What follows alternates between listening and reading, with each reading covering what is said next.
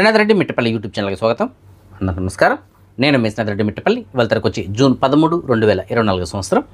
ఇవాళ ముఖ్యాంశాలకు వచ్చినట్లయితే కువైట్లోని మంగఫ్ ప్రాంతంలో నిన్న జరిగినటువంటి భారీ అగ్ని ప్రమాదం ఏదైతుందో ఈ ప్రమాదంలో చాలామంది ప్రాణాలు కోల్పోయారని చెప్పేసి మనకు తెలుసు కదా. సుమారుగా 49 మంది ప్రాణాలు కోల్పోవడం జరిగింది. 50 మందికి పైగా గాయాలు పాలయ్యారు.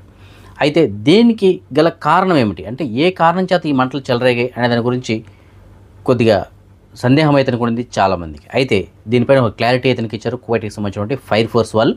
సో ఈ ఫైర్ ఫోర్స్ డిపార్ట్మెంట్ వాళ్ళు నిర్వహించినటువంటి పరిశోధనల ప్రకారం ఆ బిల్డింగ్కి సంబంధించినటువంటి వాచ్మ్యాన్ ఎవరైతే ఉన్నారో, అంటే హారిస్ ఎవరైతే ఉన్నారో, అతని రూమ్లో షార్ట్ సర్క్యూట్ కారణంగా మంటలు మొదట ప్రారంభమయ్యాయి.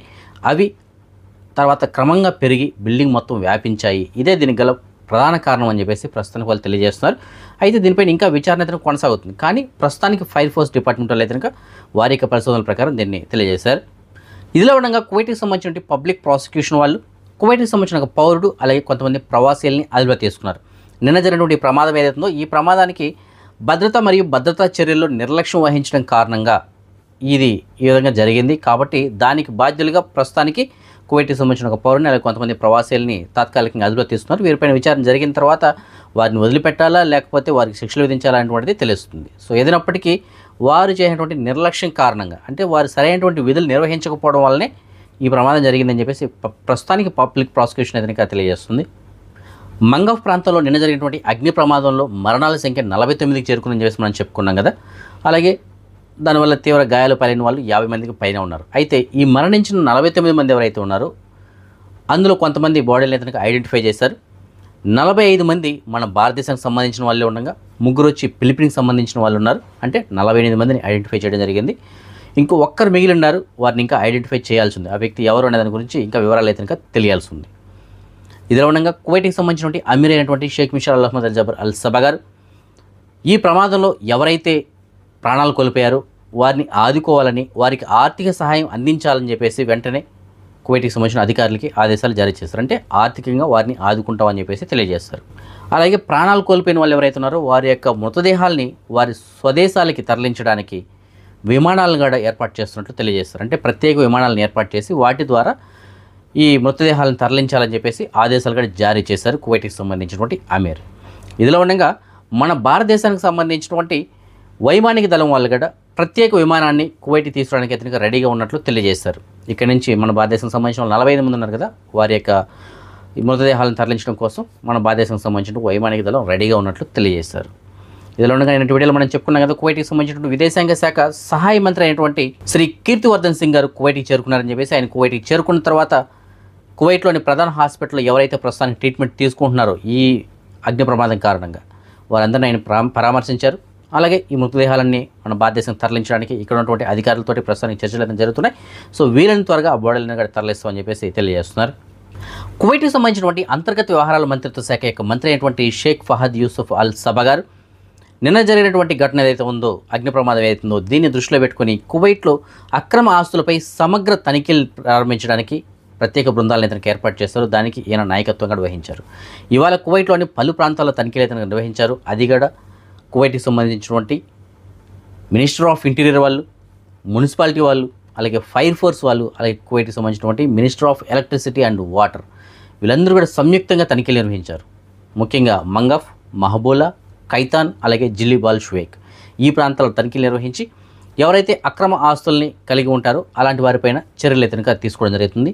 సో ఈ విధంగా తనిఖీలు అనేటువంటిది రానున్న రోజుల్లో కువైట్ వ్యాప్తంగా ఉంటాయని చెప్పేసి తెలియజేస్తున్నారు. ఆంధ్రప్రదేశ్ రాష్ట్రానికి ముఖ్యమంత్రిగా చంద్రబాబు నాయుడు గారు ఇవాళ బాధ్యతలు చేపట్టారు. బాధ్యతలు చేపట్టిన వెంటనే ఆయన ఒక ముఖ్యమైనటువంటి 5 ఫైళ్ళ పైన ఆయన సంతకం చేయడం జరిగింది. అందులో మొదటి ఫైల్ వచ్చి మెగా డిఎస్సి. ఆంధ్రప్రదేశ్లో చాలామంది యువత అయితే ఉద్యోగాల కోసం ఎదురు చూస్తున్నారు కదా, అందులో భాగంగానే 16,347 పోస్టులకు సంబంధించినటువంటి మెగా డిఎస్సి పైన ఆయన మొదటి సంతకం చేశారు. దాని తర్వాత ఈ ల్యాండ్ టైటిల్ యాక్ట్ ఏదైతుందో దాన్ని రద్దు చేస్తూ 2వ సంతకం, అలాగే 3వ సంతకం వచ్చి పెన్షన్ని పెంచుతూ 3,000గా ఉన్నటువంటి పెన్షన్ని 4,000కి పెంచుతూ 3వ సంతకం చేశారు. దాని తర్వాత 4వ సంతకం వచ్చి ఈ అన్నా క్యాంటీన్ని పునరుద్ధరించడం. సో ఇది 4వ సంతకంగా ఉంది. 5వ సంతకం వచ్చి ఈ నైపుణ్యం గణన, అంటే ఈ స్కిల్ సెన్సస్ ఏదైతే ఉందో దీనిపైన సైన్ చేశారు. సో ఏదైనప్పటికీ ఆంధ్రప్రదేశ్లో చాలా రోజులుగా యువత అయితే ఎదురు చూస్తున్నారు ఈ మెగా డిఎస్సి కోసం. సో ఎట్టకేలకి మెగా డిఎస్సి అయితే సైన్ చేశారు. సో త్వరలోనే దీనికి సంబంధించిన నోటిఫికేషన్ కూడా విడుదల కానుంది. ఇదిలా ఉండగా ఆంధ్రప్రదేశ్లోని గవర్నమెంట్ స్కూల్లో సుమారుగా 36 లక్షల మంది విద్యార్థులు చదువుతున్నారు. ఈ 36 లక్షల మంది విద్యార్థులకి విద్యా కానుక కిట్లు ఏవైతే ఉన్నాయో వాటిని ఆలస్యం చేయకుండా అందరికీ సరైనటువంటి సమయంలో అందజేయాలని చెప్పేసి ఆంధ్రప్రదేశ్ సంబంధించినటువంటి ముఖ్యమంత్రి వర్యులైనటువంటి శ్రీ నారా చంద్రబాబు నాయుడు గారు ఆదేశాలు జారీ చేశారు. ఎందుకంటే ఈ కిట్ల పంపిణీలో కొన్ని వస్తువులపైన, ముఖ్యంగా బ్యాగులపైన గత ప్రభుత్వం సంబంధించినటువంటి, అంటే గతంలో అధికారంలో ఉన్నటువంటి వాళ్ళకి సంబంధించినటువంటి చిహ్నాలు కావచ్చు, రంగులు కావచ్చు, ఇలాంటివన్నీ ఉన్నాయి, ఫోటోలు ఇలాంటివి. అయినా సరే వాటిని యాజ్ ఇట్ ఈజ్గా అలాగే ఉంచి పంపిణీ చేయండి. వాటిని అలాంటి వాటిలో ఎలాంటి మార్పులు కానీ చేయకండి. ప్రస్తుతానికి ఏ విధంగా ఉన్నాయో అలాగే పంపిణీ చేయండి అని చెప్పేసి తెలియజేస్తారు. ఎందుకంటే ఈ విద్యా కానుక కిట్లు ఏవైతే ఉన్నాయో వీటిపైన సుమారుగా 700 కోట్లు ఖర్చు పెట్టారు. సో ఇప్పుడు వాటికి మళ్ళీ రంగులు మార్చుకుంటూ ఇలాంటివన్నీ చేస్తూ కూర్చున్నారనుకోండి, 700 కోట్లు అనేటువంటిది నష్టం రావడానికి అవకాశం ఉంటుంది. రాష్ట్ర ప్రభుత్వ ఖజానాలో అది కూడా లోటుగా ఏర్పడుతుంది. కాబట్టి అలాంటి నష్టం జరగకూడదని చెప్పేసి యాజ్ ఇట్ ఈజ్గా ఇప్పుడు ఎలాగైతే కిట్లు ఉన్నాయో, ఏ గుర్తులు ఉన్నాయి, ఏ ఫోటోలు ఉన్నాయి, ఎలా ఉన్నా సరే వాటిని అలాగే పంపిణీ చేయండి అని చెప్పేసి అధికారులకి ఆదేశాలు జారీ చేశారు. కువైట్లో ఉన్న మీరెవరైనా భారతదేశానికి కార్గో ధర వస్తువులు పంపించుకోవాలనుకుంటున్నారా? అయితే మీకు నేను డిస్ప్లేలో కువైట్లో ఉన్న మన తెలుగు వారికి సంబంధించిన భారత్ కార్గో సర్వీస్ వాళ్ళకి సంబంధించిన నెంబర్ ఇస్తాను. వీళ్ళు చాలా మంచి సర్వీస్ అందిస్తున్నారు. మీ వస్తువులను చాలా సేఫ్గా తొందరగా ఇంటికి కూడా చేర్చడం జరుగుతుంది. కాబట్టి మీరు ఎవరైనా సరే ఎయిర్ కార్గో లేదంటే సీ కార్గో ధర వస్తువులు పంపించాలనుకుంటే మీకు డిస్ప్లేలో ఉన్న నెంబర్లో కాల్ చేసి పూర్తిగా కనుక్కొని మీ వస్తువులు మీరు కార్గో ధర పంపించుకోవచ్చు. అదే మనం ఈ మనీ ఎక్స్చేంజ్ విషయానికి వచ్చినట్లయితే ప్రస్తుతానికి ఒక కువైట్ ఇద్దరు మన భారతదేశం రూపీస్లో సుమారుగా 271 రూపాయల 51 పైసలుగా ఉంది.